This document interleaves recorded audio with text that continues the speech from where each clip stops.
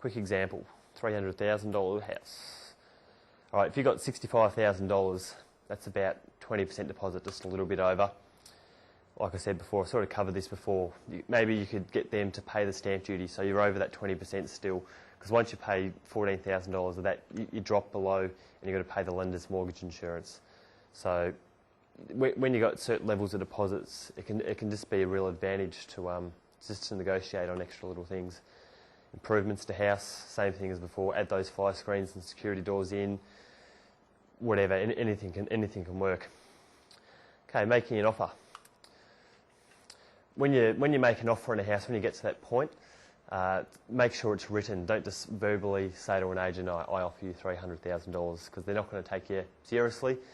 And who knows, it could get lost in translation. So if you do a written offer, there can be no confusion as to the amount you're offering. Put a sunset clause on the offer. So say to the agent, or write in your clause that this offer expires in 5 days' time. So it gives the vendor enough time to think about it, but at the same time, it doesn't mean that in 2 weeks' time they're going to go back and go, actually I accept because nothing better's come in. It gives them a call to action that this is what I'm prepared to offer you this week. If take it or leave it, basically, I'll give you 5 days to think about it, and from there, we can go to the next step. As Neil mentioned, subject to, absolutely vital.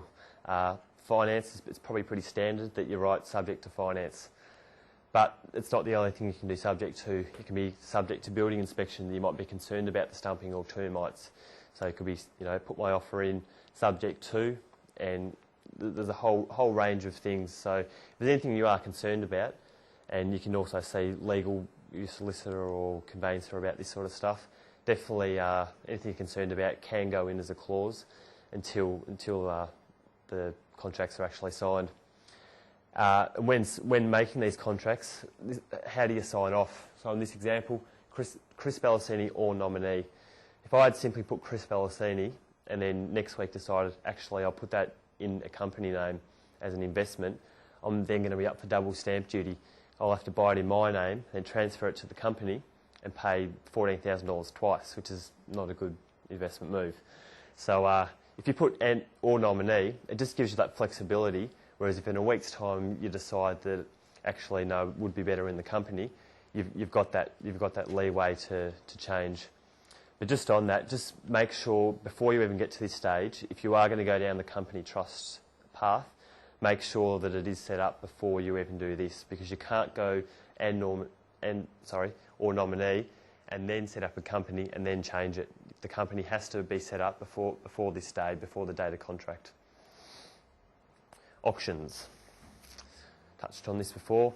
They'll have a few open inspections for auctions, and you can head down before the auction starts and have a final look before they get underway.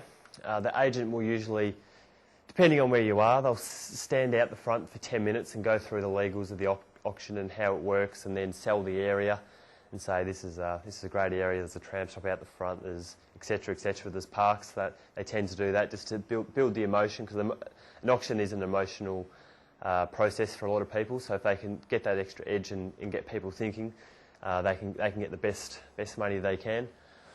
I've been to an auction though up in Morwell before, country town of not many people, and I can tell you that it was very different. It was, hi, I'm the auctioneer.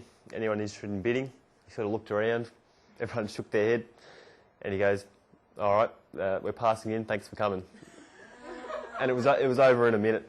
So it's coming from sort of a city town. It's where the auctions can go on. You think, when do they actually start bidding?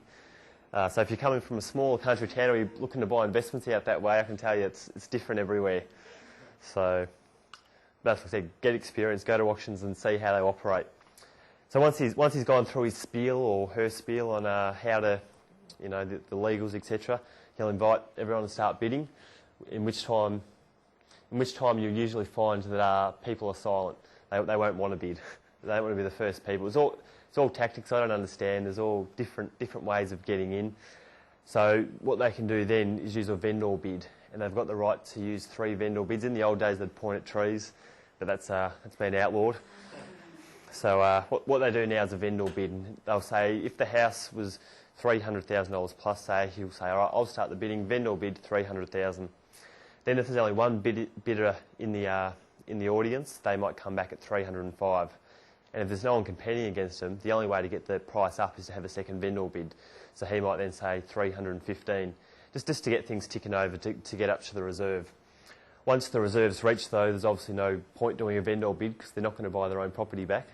So it's just really a tactic to just to get the auction rolling, and just for legal reasons, then it's not allowed to point at trees anymore.